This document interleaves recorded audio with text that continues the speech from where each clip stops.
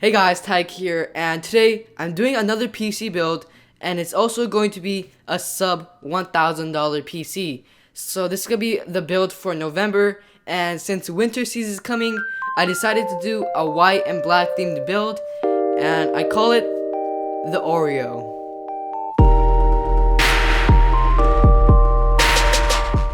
So for the CPU, I decided to pick up the Intel Core i5-6500. It's a 3.2 GHz quad-core processor, and it should be able to handle everything perfectly.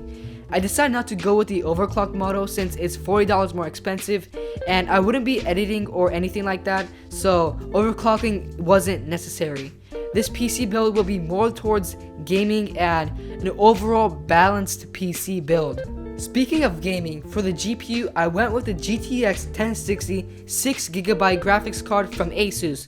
The main reason I went with this specific card is because it's white and looks amazing. Specs wise, this has a 1594 MHz core clock with 1809 MHz boost clock and 6 gigs of RAM. For $280, this can easily handle 1080p and 1440p games. If you want some specific benchmarks, I'll have some links down below as well as all the other parts of this PC build. With the motherboard, I went with the Asus Z170E, and there isn't anything too special besides the fact that this has a USB Type-C on board. You can overclock easily with this motherboard, but that really doesn't mean much with this build. It's just $135 and goes well with our theme. And to cool out the CPU, I went with the Fantex PH-TC12DX cooler, and it looks awesome with that all-white theme.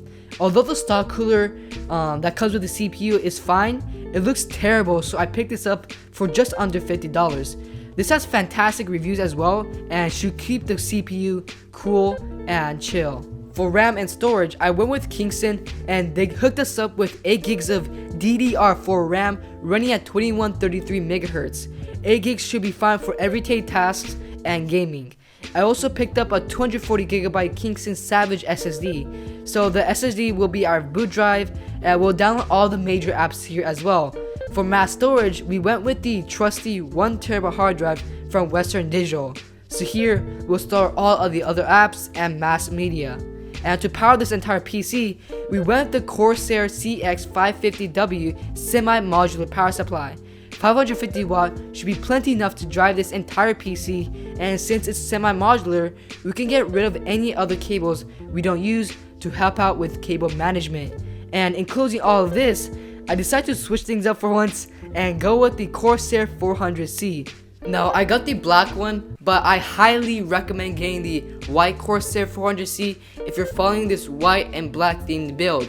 It just fits with the theme much better, and it looks way better as well. But sadly, when I was getting all these parts, the white one wasn't available at the time, so I had to stick with the black one. But if doing this build, make sure to get the white Corsair 400C.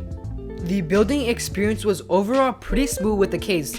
I didn't encounter any problems that wasn't in the manual, and the finished build looks awesome even with that black case. Of course, I would have liked the white case better, but this still looks amazing. And for $1,000, this is one of the best configurations you can get for a balanced build. Well, that's basically, guys.